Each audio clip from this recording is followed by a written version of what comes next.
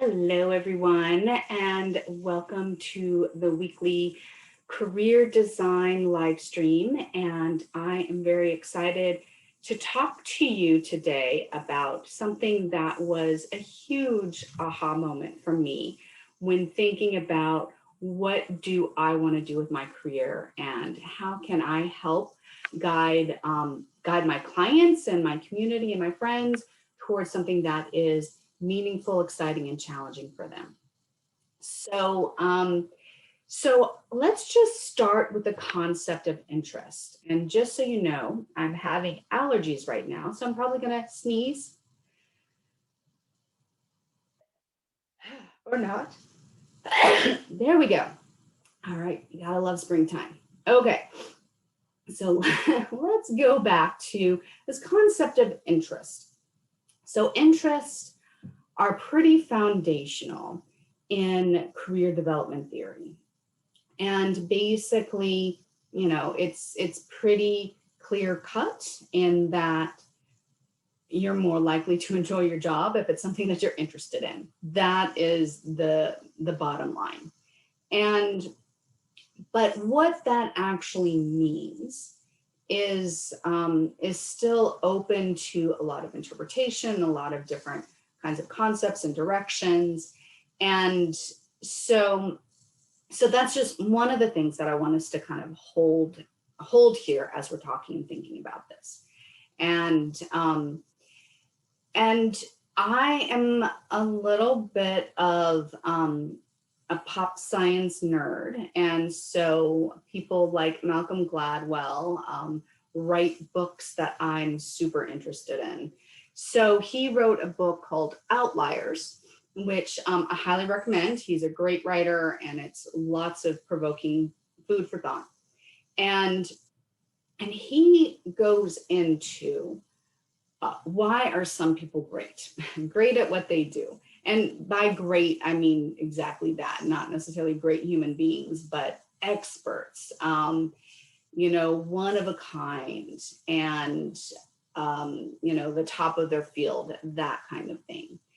And so he looks at research that's been conducted, and he gathers that one of the things that sets the people who are top of their game, the best in their field, from the rest of us is practice, is putting the time in. And so you might have heard about the 10,000 hours theory. And basically, that's one of the outcomes of the research that he based this part of his book on.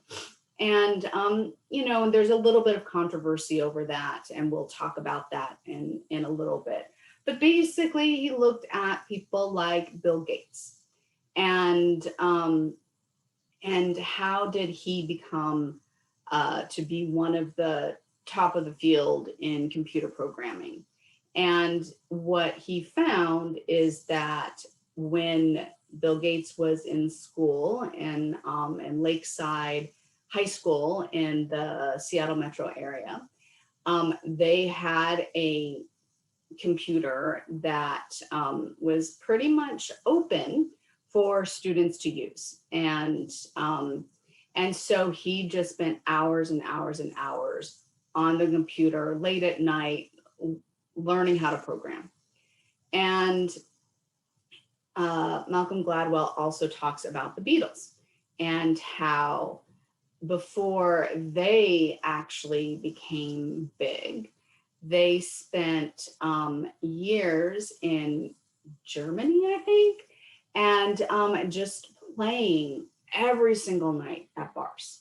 And that's where they really honed in their working skills.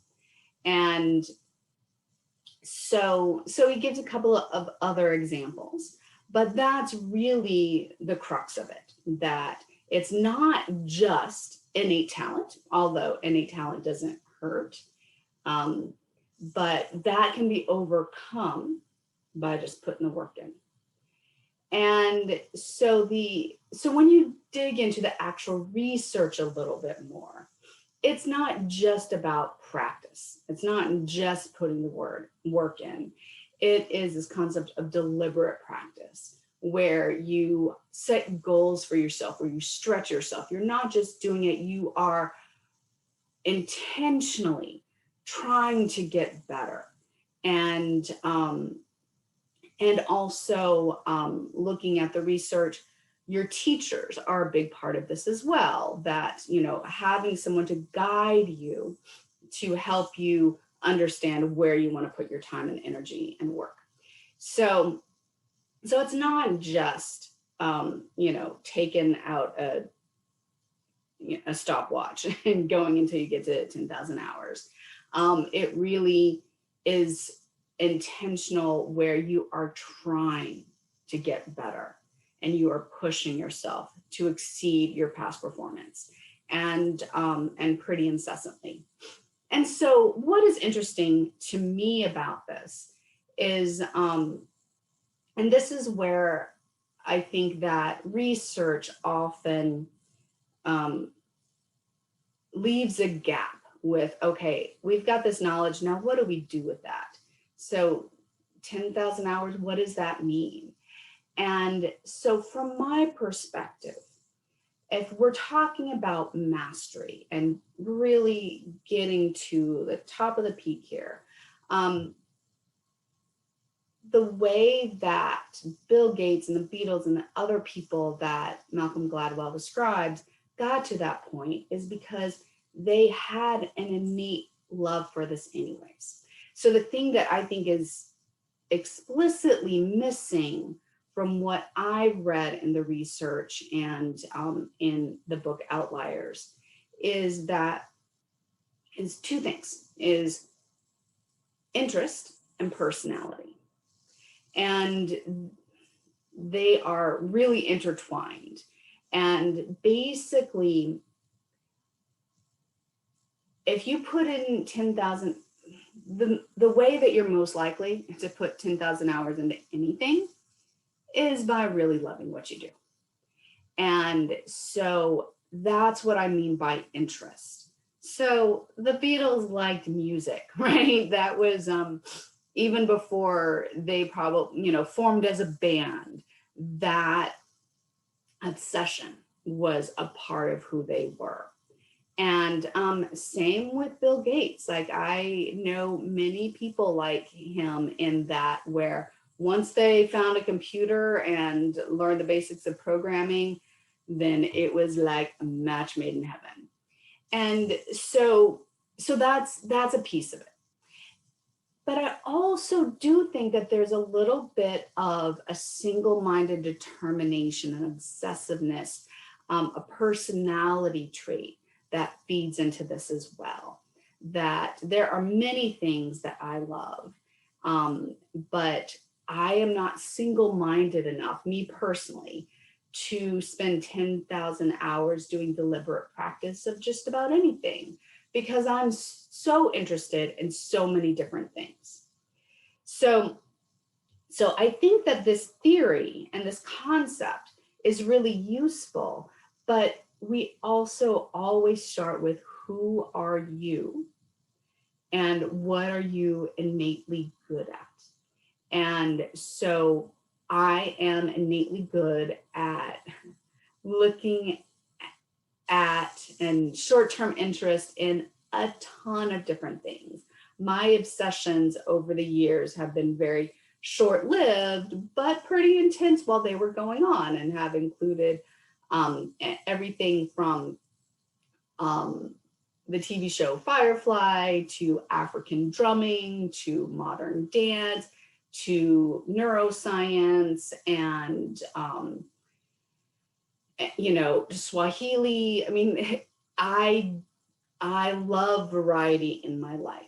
And so in that respect, this concept of 10,000 hours is not going to be incredibly useful for me, because that's not part of who I am.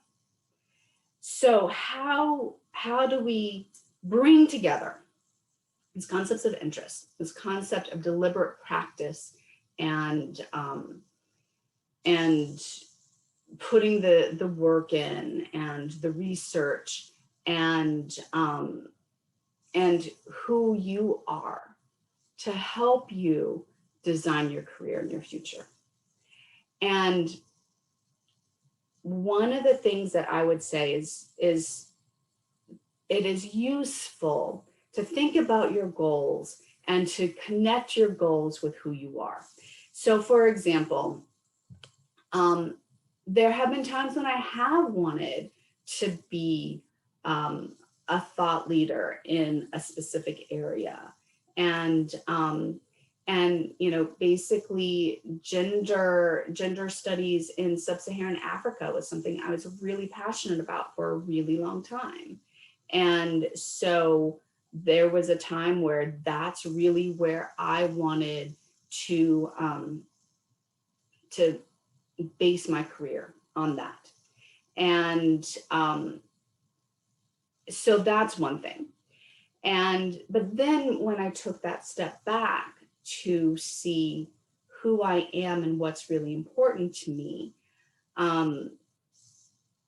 then I was able to understand that what was needed to become the kind of expert I wanted to be wasn't aligned with who I was. So there was a lot of disappointment there. And I think that a lot of us who are trying to design meaningful and fulfilling careers, we have to let go of a lot of expectations of ourselves, and that can be really challenging. So at the same time, it's also really necessary, because otherwise you're going to be beating your head against a wall and feeling really bad. Why aren't I able to achieve my goals? And often the reason why you're not able to is because you're trying to work against who you are. So once I let go of this concept of being an expert in a specific area or field or in industry, then I was able to design a life that really worked for me. And so being a career consultant gives me the opportunities to interact with people in ways that I love interacting with. I love talking about hopes, dreams, and visions, and how you're going to get there, what's really interesting and compelling to you. So I get to do that for a majority of my working day. But I have enough time to do these different kinds of explorations. And so I got really interested in gamification and how that can help my clients, and this concept of grit and how that can help my clients, and personality types and what does interest mean. And so I have time where I'm intentionally exploring, or sometimes not intentionally, just like online reading stuff and being like, that's pretty cool. Let's see, what I can do with that. And so for me to develop a career that allows me to be who I am and allows me to achieve success being who I am. However, there are people who are determined, single-minded, a little bit more, obsessive in their personality. And so there's a lot that you can do with that. And that's where I think this 10,000 hours concept can really be useful. And in that, if you take something that you're interested in and you take it up a notch where you are spending time on that and again, working to improve yourself every step of the way, working with a mentor or a teacher who can help guide you through that, then you can do a lot of really amazing things. And however, getting at the top, of your field does require that interest in what you are doing. And often people get sidetracked, where what they're interested in doesn't work out at the beginning and they kind of move off in this other direction. And that's where they end up going. And I will talk to them after 5 or 10 years where they're just unhappy and burnt out. And part of it is because they're not really spending the time doing the things that they're interested in. 10,000 hours. So let's break that down. Basically, 10,000 hours is 40 hours a week for 5 years. But, you know, nobody really works 40 hours a week, 8 hours a day on one thing all the time and trying to get better at that. In fact, research shows that we can really only sustain deep concentration maybe for 5 hours a day before our brains are just mush. And so yeah, that's about 10 years of intentional, deliberate practice. And so if you're not doing stuff that you innately love, that's going to be really difficult. So that's why I spend so much time asking people, let's not look at what you can do. What do you want to do? And I think people get a little anxious thinking about what they want to do because they think that what they want to do might be, superficial, superfluous. How can I make a living doing this? And the goal is not to turn your hobby necessarily into your job. Although, you certainly could do that. We can make a good living doing just about anything if we've got the right systems into place. So that's why it's really important for you to understand what are not just that single-minded interest, but also kind of those less obvious interests. And so, for example, I like exploring and researching, but I'm not really good at detail-oriented data collection, for example.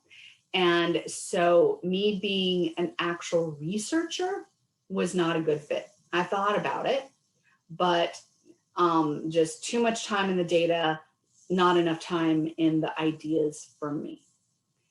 And so if we're talking about say that you love music, right? And you're a musician and you're thinking about turning that into a career. And that's where I think a lot of people get really kind of wishy-washy about do I really want to pay attention to my interests when I'm thinking about my ideal career? Because playing an instrument is not the only thing that is needed to be a successful musician. Playing it good is not enough. Often you also need to be really good at business and marketing. And so there are, obviously depending on what kind of musician that you want to be, but if you want to be in a band, then again, talent isn't enough.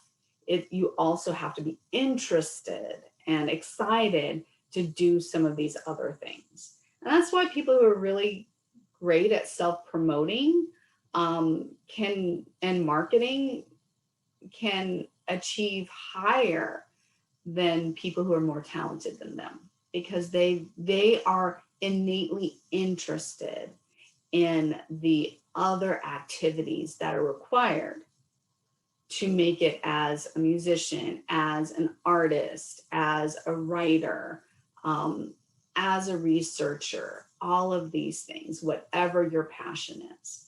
So that's why we want to spend time really taking a good look at what are you interested in. And so my career design studio has an activity that is built on that. And not only are you just kind of looking at some broad interest, it also starts getting you thinking about kind of the subsequent interest that that are useful when you're wanting to make a career out of something. So let's just take a quick look here, and what you will see